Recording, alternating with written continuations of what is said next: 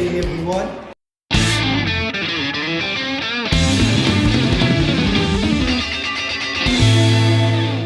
Welcome to today's debate on the topic, the information revolution has made the world a better place. We have two teams, the affirmative teams who will argue in favor of the statement and the opposing team who will argue against it. Each speaker will have one chance to present their arguments. Let us begin with the first speaker from the affirmative team.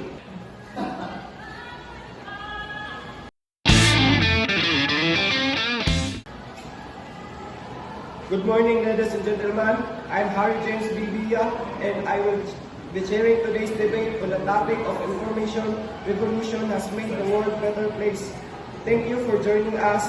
I would like to remind all participants to maintain respectful conduct and adhere to the time limits for each speech.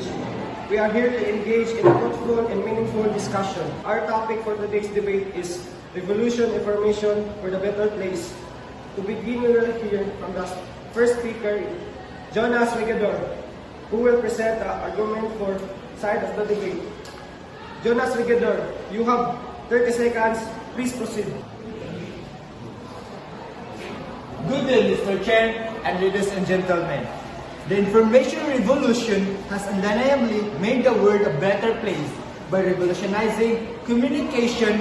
The inherent social media and instant messaging have connected people across the globe, breaking down barriers of distance and time. Families separated by continents can now communicate instantly and business can collaborate worldwide.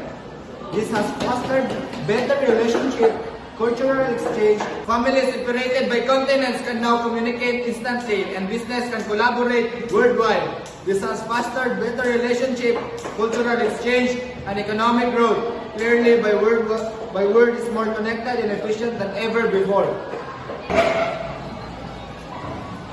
Next, we will hear from Mr. Padillo, who will argue against negative side.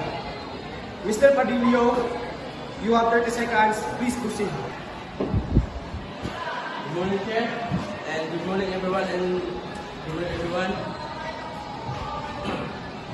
While the communication has improved, information and revolution has also brought about spread information and fake news. False information can be disseminated rapidly, leading to confusion, fear, even the violence and manipulated news can influence the election, damage the reputation, and mislead the people in making critical decisions.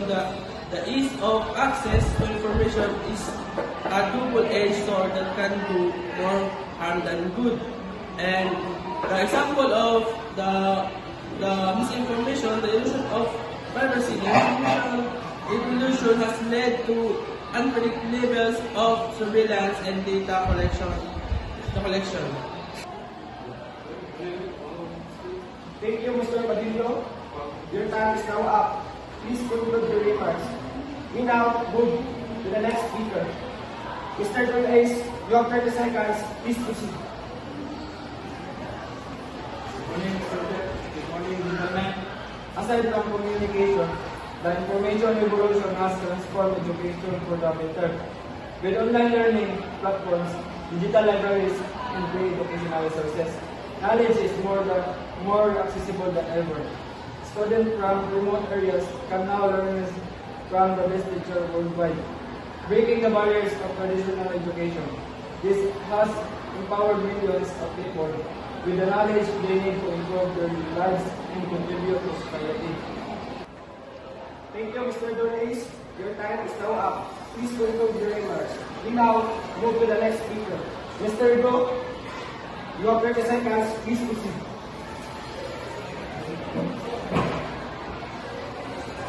Good morning, Mr. Chair, and good morning, everyone. Education may have become more accessible, but the over-reliance on technology has also led to significant drawbacks. Students are more distracted, struggling with short attention spans due to excessive screen time. And let's talk about distractions. Teachers are now competing with different algorithms to hide their attention. A 2020 study found that teens check their phone 100+ times a day during class. Your friend, middle school teacher, spends up the time playing internet blocking gaming sites, creating stop chatting, or racing and generating friends to scroll, not think. That's all we do. Thank you, Mr. Gu. Your time is now up.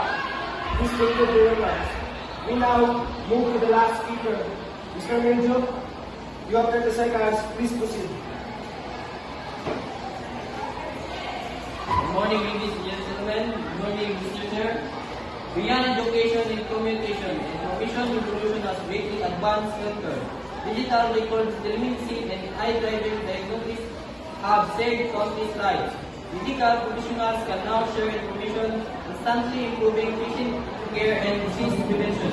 During COVID-19 pandemic, for example, technology helped researchers develop vaccines quickly and enable remote consultation, proving that this information is a lifesaver. That's all. Thank you. Thank you, Mr. Menjo. Your time is now up. Please conclude your remarks. We now move to the last speaker from the negative side. Mr. Absaga, you have 30 seconds. Please proceed. Good morning, Chair. Good morning, everyone. Despite medical advancement, the information revolution has also posed serious risk to privacy and security. Cybercrime data breaches and identity theft are growing concern. Personal and sensitive data can be exploited by hackers, corporations, or even government people. Privacy is constantly at risk, and cyber threats can destabilize economies and national security. A better world should be safe, yet the digital age has introduced new degrees that threaten our very way of life. Thank you. Both teams have delivered their argument in a professional manner, and I believe both teams performed well, so congrats to both of them. The audience will decide which team takes home the victory. That concludes our debate. Both teams have presented compelling arguments. Now, we leave it to our audience to reflect, has the information revolution truly made the world a better place, or have its risks outweigh its benefits? Thank you to both teams for thought-provoking discussion. The debate did a great job highlighting how the information revolution has made the world more connected. It's incredible to think that we can now collaborate with anyone, anywhere, anytime, which fosters great understanding and cooperation.